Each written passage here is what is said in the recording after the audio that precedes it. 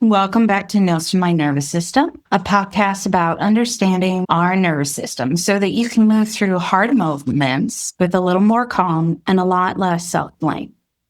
I'm Erin, a mom, a therapist, and creator of the Mind Circuit app. It's a simple nervous system friendly tool for moments when your body needs a little more support before your brain can catch up.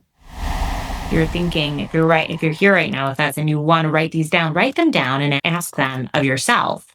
What are things you like to do? What are your strengths? What do other people say that you're gifted at or you're good at? Have a list. Now look at that list and circle all the things that you enjoy doing.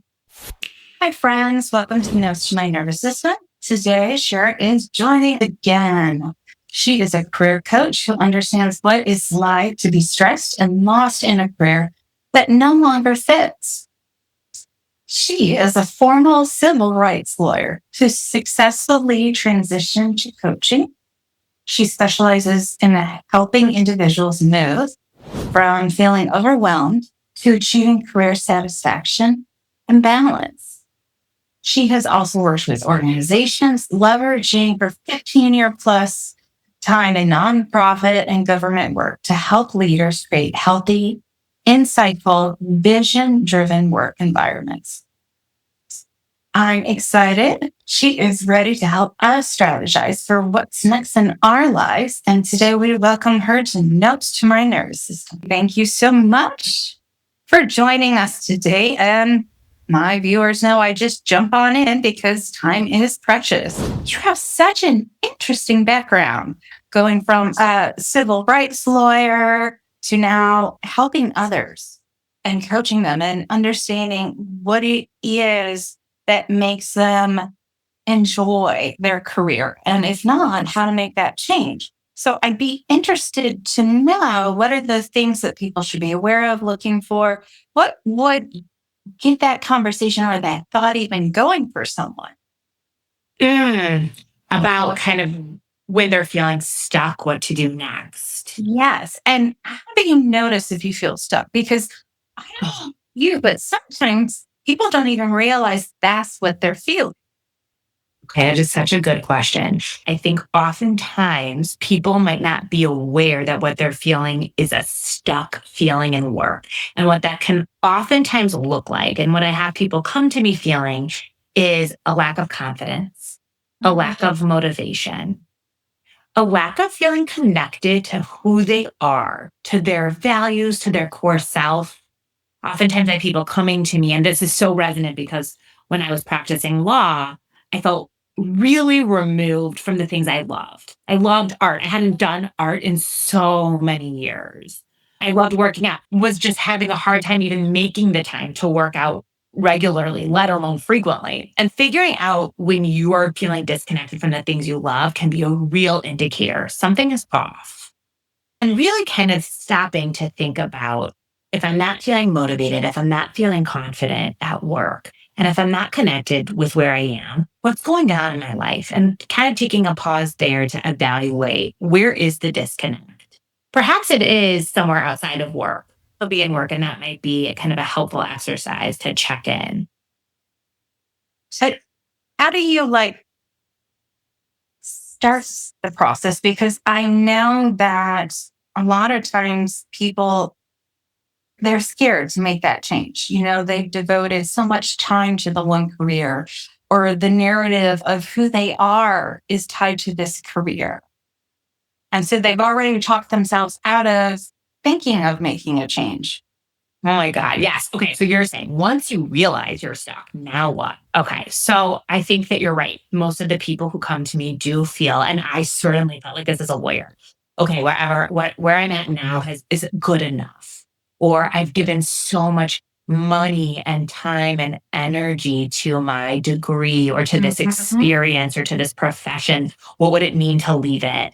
Or for me as a civil rights lawyer, if I'm not a civil rights lawyer anymore, who am I? And that has felt scary. And even if you are confident that, okay, I'm in the wrong field right now, this isn't right, usually what stops people is, okay, what else do I do? Like I had no idea what else is out there. I have no idea what else I can do. And that enough is to keep you stuck.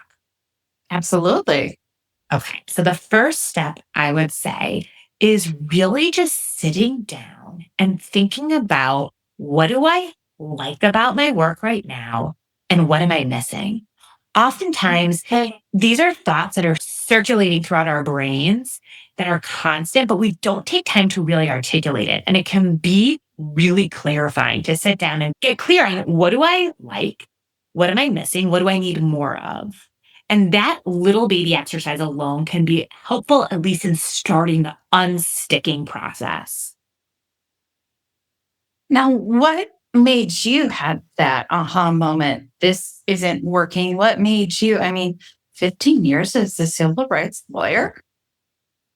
It was, look, please share. okay, well, to be fair, it was a little bit less. It was like a little under 10, but around 10 years. But it was still a really long time. And I spent so much time focusing on this even prior to becoming a lawyer, knowing that this was something I knew I wanted to do. And I was doing the work that meant so much to me as a 20-year-old, and I'm finally doing it. And it's such a good question of when did I really realize how stuck I was and needed to get out? And I'll tell you, it was on maternity leave with one of my kids. I realized I am dreading going back to work. I don't think that's how I'm supposed to go through the rest of my life. And it was such a scary realization because I had spent so much time as a lawyer, so much time committed to this, and had no plans for what to do if this wasn't the path I was going to take. It was a really scary realization. And so I hired a career coach. I talked to a friend and she said, this is somebody I use. She's amazing, but it's a lot of work. And that was true. You really have to be able to commit to it. But that was just felt like movement towards unsticking. I needed to just talk to somebody to acknowledge out loud, I'm not happy. I need to do something else. And I wasn't telling myself I'm leaving the practice of law. I just knew I needed some help figuring out how to feel happy again. So somebody who was challenging you, asking those questions that you hadn't asked yourself yet. Yes, or I didn't even know how to ask or what to ask. Because the first question that I think is enough to stop you in your tracks is, well, what do I do then? And that's an impossible place to start. It's where everybody wants to start. But there's so much that has to happen before. That's like the end question after. Yes. For all these like other steps, but people don't get that. And that's what everyone wants. Everyone feels a sense of urgency. I know why I'm fast forward. Right. Like, just tell me what to do. And they want me to give them the unicorn answer with this unicorn dream job that they hadn't thought of. And it's exactly what I was searching for. So it's very resonant. And to your exact point, that's our last step. There's a lot of work that happens before. Because you are replicating all the work they did to get to this career.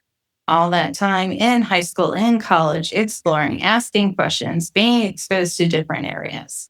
You can't And to be honest, it's actually a really different experience than even what you did in kind of thinking about what you wanted to do when you grew up. Because at this point now, most people I'm working with are in their 30s, 40s, maybe some late 20s, maybe some 50s, but mainly it's concentrated in 30s and 40s. And your life at this point looks so different than it did when you were young. So it's a re-envisioning and it's a re-understanding and a reconnecting with yourself. Because now, where do you find joy? And what do you fall into that flow state, that state where you lose track of time? What are you doing when you're in that flow state? What are your values? What do you care about? What are your strengths and your gifts that other people are acknowledging? So it's those questions that kind of make you who you are in this point in your life can be so illuminating. And rarely do we stop and take the time to ask ourselves those. Even if you're in therapy, that's usually not where the conversation goes. It's usually, I don't do a lot of career therapy. And when people go down that road, I'm more than go with them. But it's not my expertise. We're out. So this is where we're really digging into who are we now? What I say this is why I love coaching, because I sit in the best parts of humanity. I tell people this is not the place to be humble. tell me all the wonderful parts about you. And I ask them all these questions to pull it out. And it's beautiful and it's so fun. And I say, my gift as a coach and as a person, something that I was gifted with, that I feel very unabashedly confident saying is I can see people's gifts so well. It is so easy for me to just like see the strengths people have and to pull them out. And you're a very good coach. because I can reflect it back. And oftentimes that's the part of people that they've forgotten or they don't feel confident about anymore. Once you can start reconnecting with who you are at your core, what makes you you, it makes it a lot easier to start thinking about what will fill you up as a career. No, that makes perfect sense. But I have to imagine from a therapy side, asking somebody about their values or what they enjoy or, where the flow is. I mean, it's like that internal, like all of a sudden slam on the brakes because Yeah. we're not supposed to think that way about ourselves or talk that way about ourselves. What are things that you've done or suggestions that you have for people who are trying to ask those questions of themselves and they find themselves kind of like stuttering in their head, like, I don't know what my value is. Be nice, peace on earth. Oh my God. Yeah. I can't really say to someone, what's your value? It doesn't work. You're right. Like it's hard. That's hard to come up with. So we do I have lots of exercises. So for example, one of my favorites, and maybe I can do a little with you to give an example. Describe a peak moment in your life, a time that you felt especially poignant or rewarded. What's something that comes up and just take me to that moment. I would say when I did some training with EMDR, and we, as therapists, we had to be guinea pigs for each other. I was able to help a fellow therapist actually move through a trauma event in a way that I've not experienced before. And it was so cool to be able to use therapy and your somatic and brain, body, everything. And then to be able to ask the questions that they didn't get asked and help them feel safer and better. So I'm writing down what I'm hearing. And I'm curious when you're talking about that moment when you're able to put this all together and really help somebody, what are the values for you that you were honoring then? That they felt safe with me, that I knew I was helping someone feel better, Yeah. that I had an impact, Yeah. and I could see it, which was cool.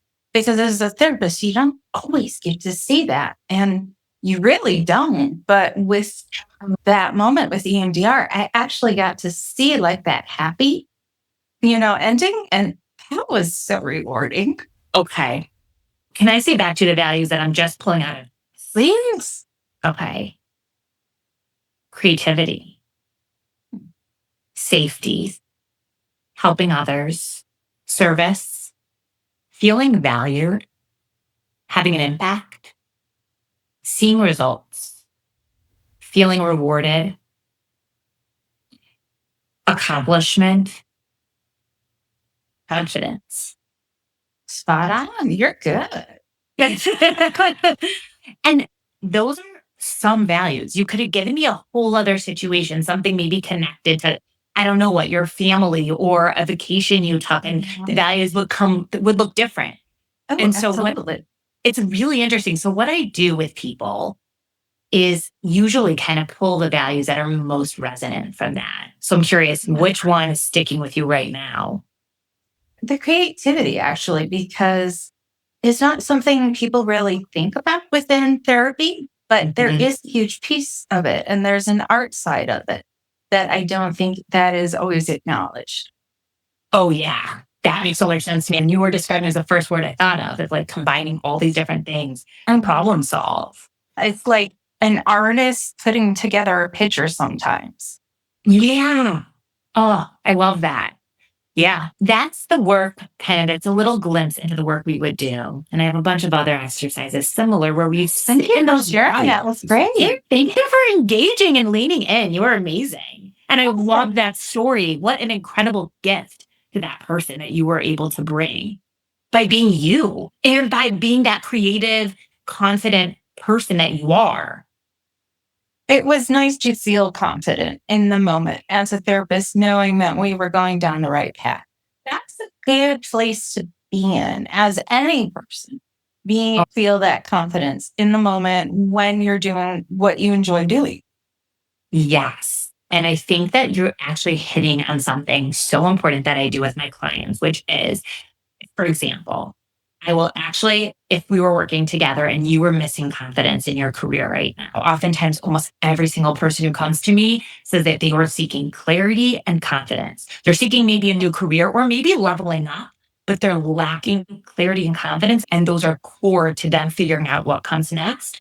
Every person I've ever talked to has felt confident at a time. So what we do, which is kind of, it's interesting and it's powerful, is we lean into the time that they were confident. We think about what it was like, what were the variables that were there, and we really sit in that version of themselves and almost kind of like, I just did this exercise at a workshop where I'm like, imagine that you were, yeah, Beyonce has a Sasha Fierce stage presence. We're going to develop your own stage presence, your own Sasha Fierce. And so we do that with confidence or leadership, and you sit in that part of you. And it's really powerful. I think it's great. It's a good way to tell the person to give themselves permission to be this version of themselves that they know they can be. But for whatever reason, they don't. Yes, exactly that. Yes. Thank you for that. What's going on with the disconnect that you're seeing with people when it comes to their authentic selves, and why you see that happening quite a lot within careers where people have this narrative and they start, and then all of a sudden it's not really who they are anymore, or they get away from who they are? Oh my God, such a good question. I'll speak to my own experience, and then I think it really does usually translate pretty well to other people when I'm explaining this. But basically, I decided to be a lawyer when I was in my early 20s.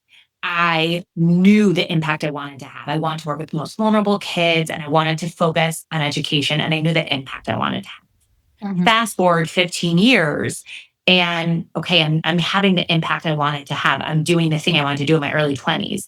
And I tell people to envision basically that my professional life was in a silo, and I had a bunch of buckets that are important to me in my professional life. And one bucket is meaningful work. And that bucket in my mid 30s now is overflowing. It's very meaningful work. And I have all these other buckets that are totally empty, like connection, creativity, confidence, flexibility, autonomy, rapport. Oh my God, the list goes on. And in my early 20s, I didn't really know how important those buckets were. And I didn't really think about that. I thought that meaningful bucket, which was full, would overflow enough to fill up my whole silo, and that's all I needed. And now, kind of as a more developed adult with a lot more happening in my life, I'm realizing, oh, it took me a long time to realize that only through coaching, there's all these other buckets. And what are those buckets? And how do I fill those up? And what needs to be full? What doesn't need to necessarily be all the way full? So I think that's one Conversations that we have, and we don't teach people how to think about their careers in a way that's helpful. So true. So true. And I'll say, it's hard to know. We have lots of skill sets, and we can learn new skills. Being good at something doesn't mean you enjoy it. Learning to be good. As a lawyer, I was a good lawyer. I did not like the skill set I was leveraging. I really wanted to spend my days doing this. And talking to you in a lovely conversation. That did not look like my experience as a lawyer, but I was good at it. And so that is confusing. Which skill set do you leverage? And how do you know how to leverage one if you've never really had any experience leveraging the skill set that brings you flow or joy or energy? And also, most people come to me saying, I don't even know what I'm good at. I don't even.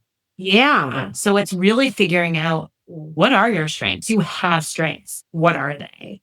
And then we do a lot of work around figuring that out, and where they find joy in those strengths. Where do you think, because I'm a fellow parent, how could a parent help their kiddo, a teenager, college, going to college, in college, start to think in a way that would benefit them? Oh my God. No one's ever asked me that. I love that question. Let's think about it together. I think really having a strong sense You could create a course all around just helping us parents. I'll give it to myself.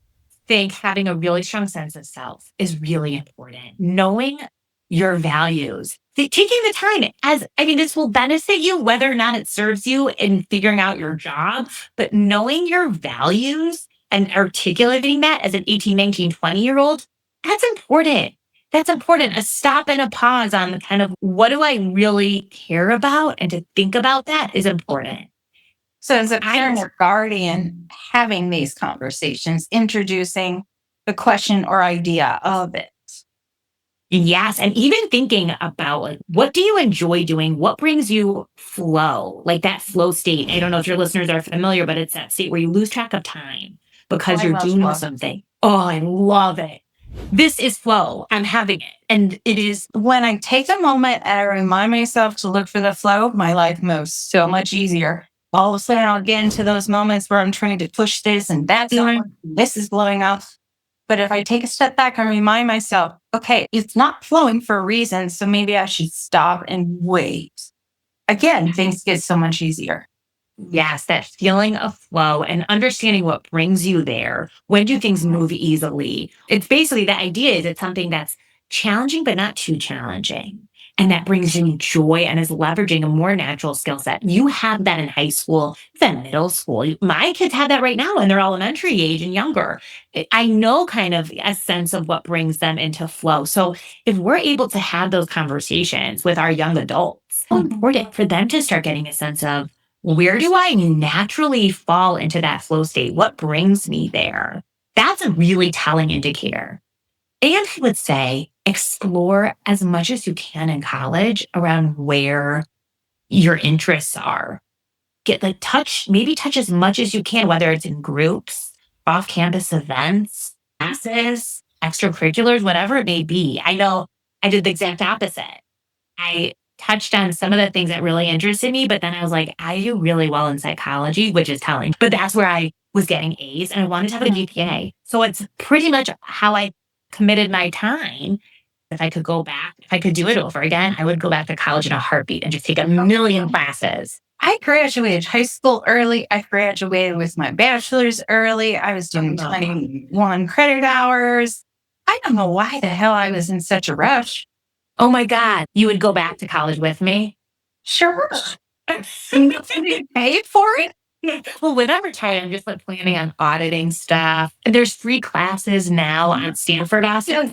That she audits and she'll take some free like life learner senior class. And it's so interesting because I would never have thought of that.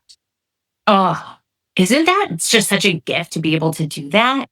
It Keep learning. You enjoy learning. Totally.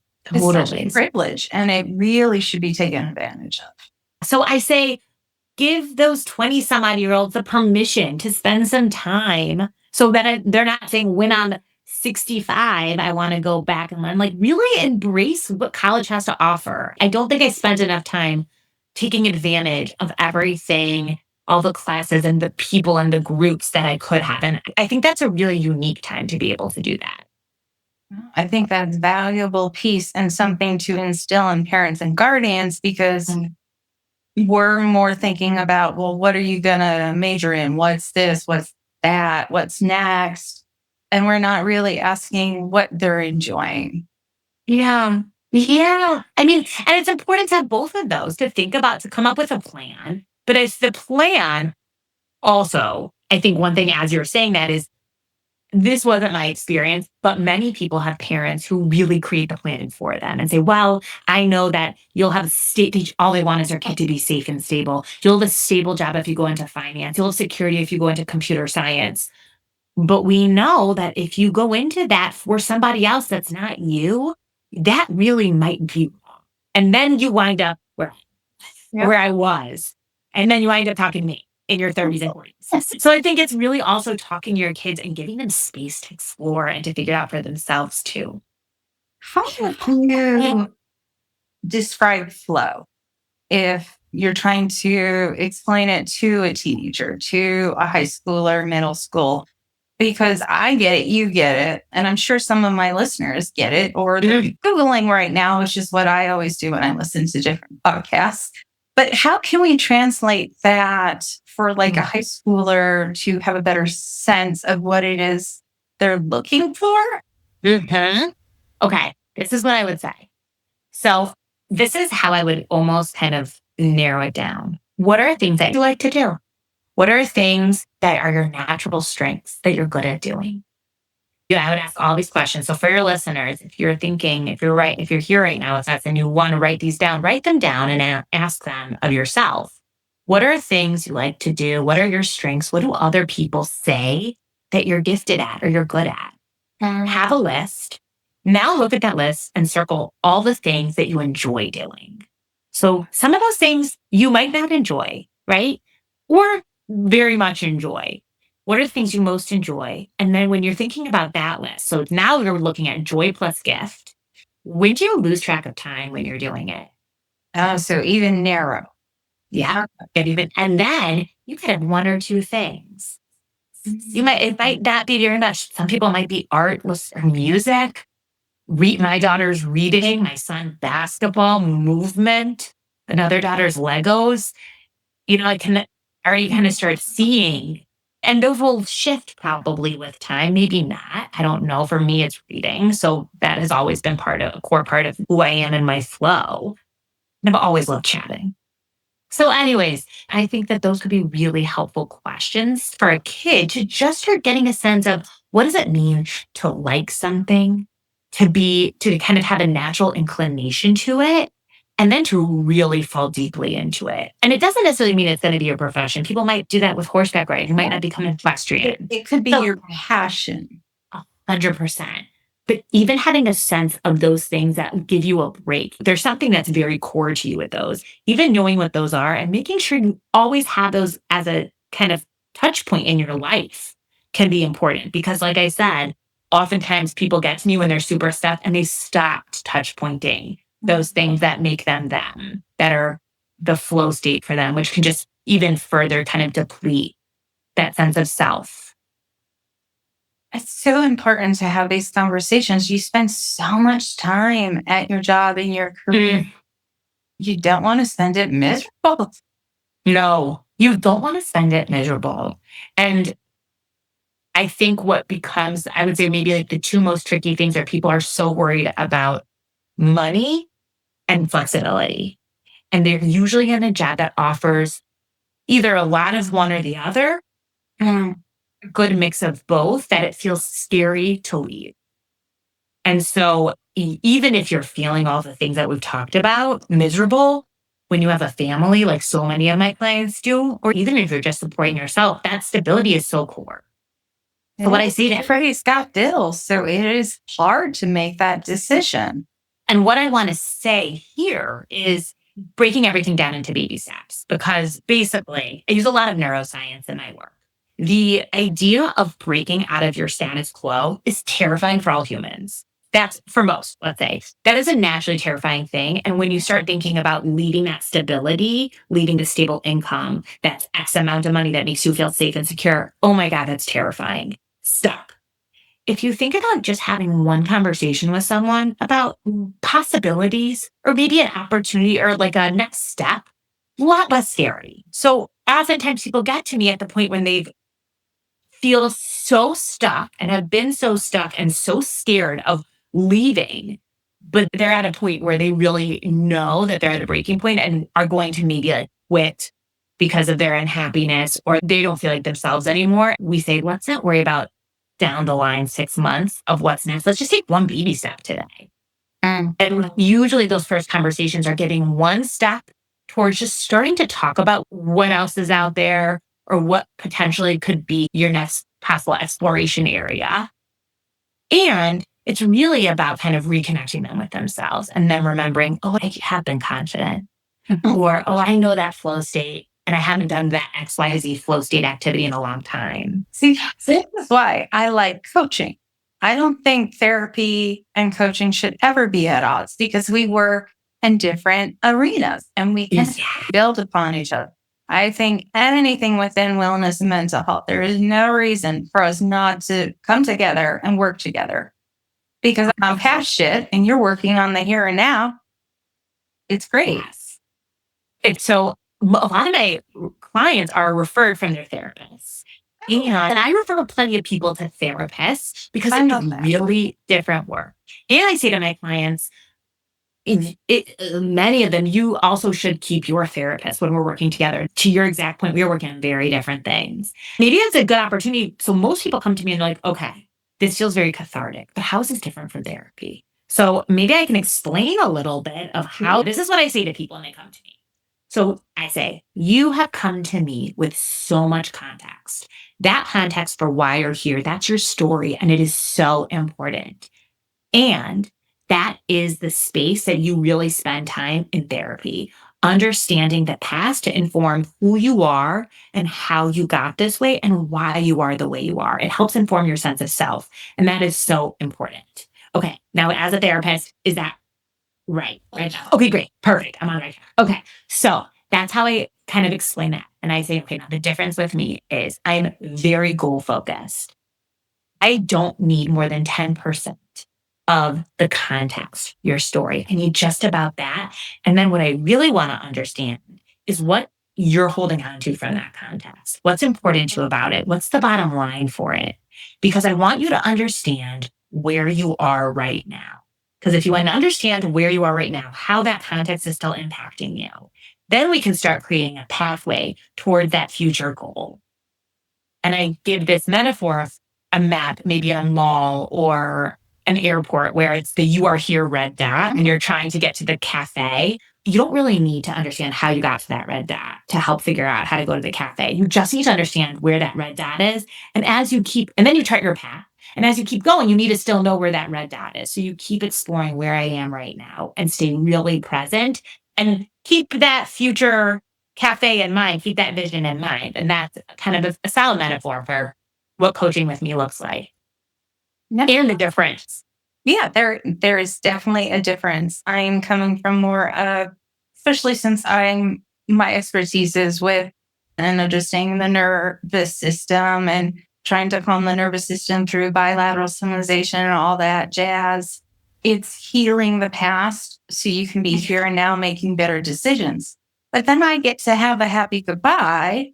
And so, okay, who are you going to work with to figure out the better decisions moving forward?